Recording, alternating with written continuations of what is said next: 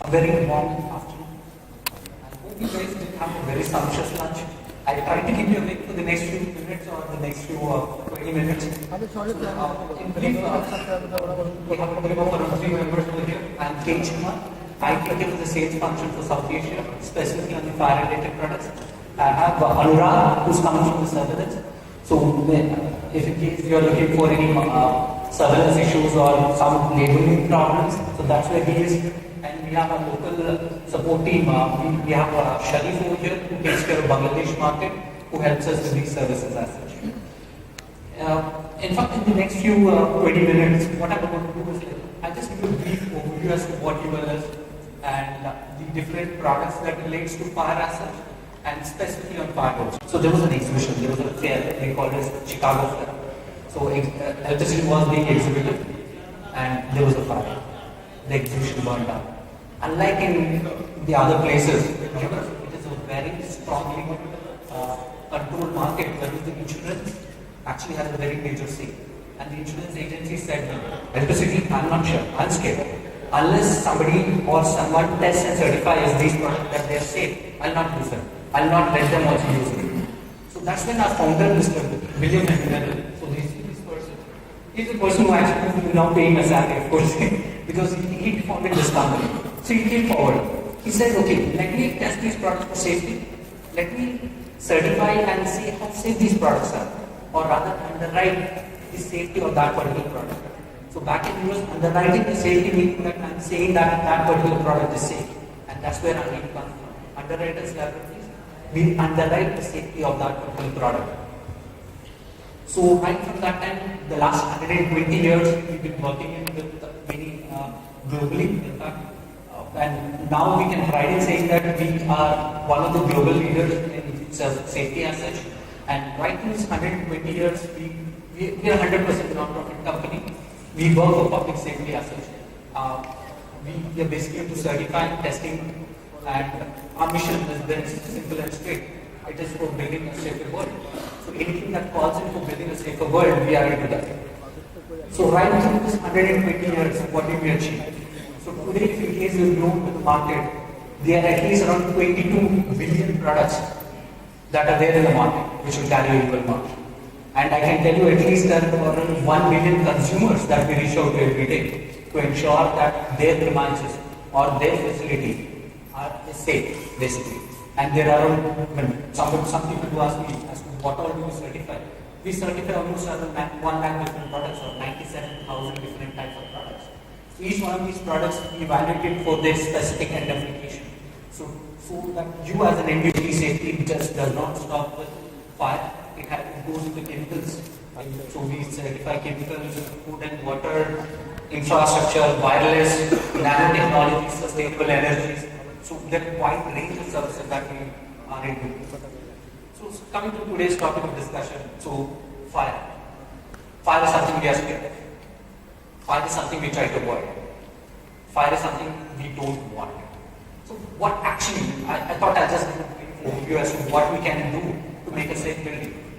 When I'm actually speaking about a safe building, it just encompasses two basic categories. So basically, in case you have a proper passive fire protection system and an active fire protection system, your building is safe. They might sound as two terms, but if in case you're going to detail, it's not more. If in case you're speaking about passive fire protection is basically to ensure saying that if the fire basically should not happen, and if in case the fire happens, we try to limit it to the smallest maximum space. Because like you as an end user, or you as maybe even a consumer, we don't expect you guys to fight fires.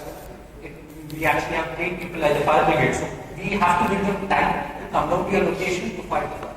So basically all these products that I'm speaking out here would help in building a passive fire protection system so that if there's a fire, the fire is contained in a small particular area.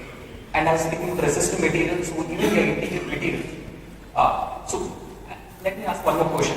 If there were to be a fire in this particular location, how much time do you think we have to escape this particular premises? How much time? It's close to 3 minutes actually, but it totally varies. pretty, pretty very close actually. In fact, 10, 15 years back, if somebody would have asked me this question, it would have been as high as like 15 minutes. Because like earlier, the interior products that we used to use, like the natural wood, the natural fibers, those don't readily burn. But today we are speaking about faster products, cheaper products. So we are actually getting to composite products. So all these things add. So today, if you look at the carpets, today we look at the linen, whatever we have around, all these things add to fire. We are helping fire actually, truly speaking. We are actually helping fire and we are trying to fight fire. So basically, if we have proper measures around these interior materials also, it does help. So we can actually look in for interior materials like roofing, the furnishing materials and interior finishes as such. Apart from that, if we speak about active fire protection, so this typically comes in once there is a fire. So passive is to take care saying that there is no fire or the fire is limited. And then we have active fire systems. And these systems are basically to ensure saying that the fire, once the fire is there, we are trying to suppress it or we are trying to extinguish it. Many people actually have a misconception saying that have a sprinkler, so why do we need something to fight fire? Truly speaking, a sprinkler is only a suppression system.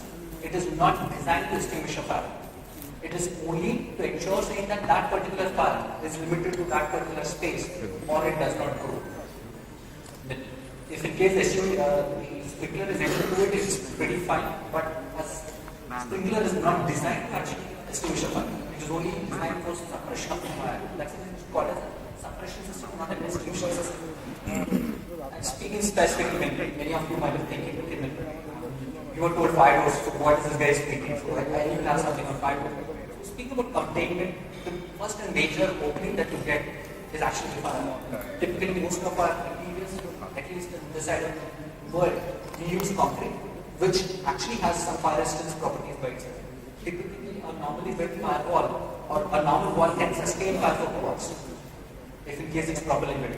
But we always give some openings. As I mentioned earlier, we have a lot of openings. The first biggest major opening that we have to be careful of is the fire door.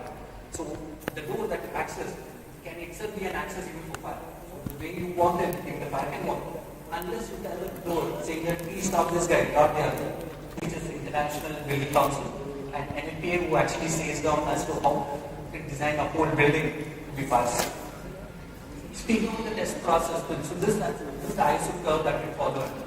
How did we get it? Truly speaking, this actually is from the industry. Today, if in case there is a fire, then fire actually has a set pattern. So we try to replicate a wooden fire, and based on which this particular curve is derived. So tomorrow, if in case it is being used in interior material or inside your premises, a fire will typically follow this curve. So this is the same curve that we adopted, which is ISO curve. So we adopted the ISO curve and do our testing as per ISO curve. So based on the manufacturer's claim, like 45 minutes, 1 hour, 2 hours, 3 hours, we will subject it to the fire accordingly. So this is the fire curve that we follow. And many times people say just make it fire door, and that should be okay. But fire door again, there are two different types of fire. Typically, if there's a fire and you're trying to run out of a premise, do you want to go to your main fire exit, open the door inside, and then run down? Do you think we'll have that much time if in case there's a fire? So typically, when we design a particular premises, the main fire exit, we always design it such a way that it opens outside. So we would have to replicate a door which is tested for opening outside rather than a door opening inside. So that's where a positive pressure tested door comes in. So speaking about a positive pressure tested door, this particular door is tested with the door opening outside, which your latching devices is very important. We would subject it to a pressure on the top. What we're trying to replicate is like if there is fire. If there is a fire in this particular building itself, typically what happens? The first byproduct that you get is smoke. The smoke typically has a property that it goes to the ceiling, it settles in the ceiling, and it accumulates over there. So if you I'm designing a particular premises for 2 hours, typically what happens is like maybe after half an hour there's a lot of smoke, the smoke builds up, and it starts pushing the door open. And that's where a positive pressure tested door is very important. So this particular test is actually very difficult. Actually, many manufacturers say, I'm putting my door to this. we are trying to replicate the actual scenario. So if this is my door, so the top half of the door is being pushed outside, but at the same time there is a vacuum created below because like there is a positive pressure on the top and there is always atmospheric pressure. So the bottom of the door is tilted inside. So this is going to be installed on a particular furnace. The door is actually trying to be pushed like this. And we try to replicate that scenario. Because like in an actual fire, we want the door to perform. Because like even if in case we are going to save one life, I would say that we have earned the cost of that particular door. Here is we didn't get one photo of installing that particular door. So that's what positive pressure test door speaks of. And neutral pressure door is the one which opens inside where there is no pressure. There's atmospheric pressure, but that's very minimal. And after that, we actually do a hosting test. Unit testing process for door is very simple. We do a performance test for fire and we do a hosting test. Many people even ask me saying that why are you subjecting my door to a hosting? It is hot. It is just gone to a furnace for 2 hours. Why are you spraying cold water on the face? There is a reason. Typically, today if you get any material, we always have false roofing. What if the false roofing near to the door opens up and it falls on the surface or hits the surface of that particular door? The door is automatically pushed up if in case it's not evaluated. So to replicate that scenario, we are actually doing a hosting test.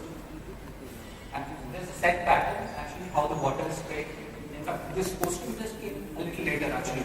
In fact, initially in May 1940s, we were actually taking a sandbag, making a pavement and hitting the surface. We used to do that. Because like we want to ensure saying that the door does not fail in any scenario. So, but over time we realize saying that the pressure, when the right pressure is applied and the right pattern is applied, we are able to replicate it. So typically after the fire test, we take the door out and we spray water on the face. So I actually have a small video. This is for a 3-hour fire rate door. So this particular door was installed on a furnace and it is subjected to a test. So what you see behind is actually the furnace.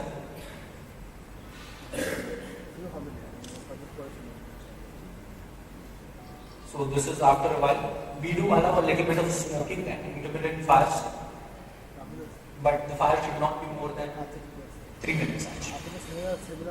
So after that, we take the door away from the furnace and we spray water on the surface. A red hot we actually subject it to a cold water hosting. This is again as I mentioned, trying to replicate it.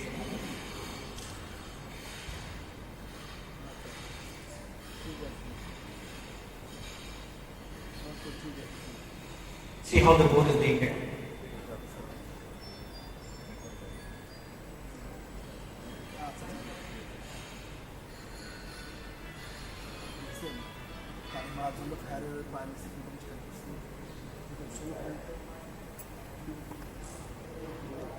So after subjecting to hosting test, we again take the door and we check whether there are any deflections or are there any openings that are developed. And that's where in fact even the mounting device that you use for fixing the frame onto your wall is again very important. So this is again one more thing. So what is an acceptable criteria for that? Typically there should not be any openings, there should not be any flaming, and the door should stay intact actually. And many times people do ask me saying that okay, I already have a fire door installed, what should I do? Is there a maintenance procedure that I follow? Is there a set guideline that I have to follow? Yes. The other document that you have to refer is NFP 80. NFP 80 section 5 specifically speaks about the maintenance that is required for a fire door. The maintenance procedure, when you have to do it, what you have to do it. It speaks about checking for the cracks, speaks about checking for the hardware. Any and in case it's a smoke seal, they have to check for the smoke seal because like they have an aging time. So you have to replace the components when it has to. When I installed a board 10 years back and you can't expect it to even work the same way even now. You have to do the maintenance procedure to ensure the door is still fast. With that, I'll just pass it on to Anurag. Anurag, as I was mentioning, is the inspections head for South Asia, Middle East and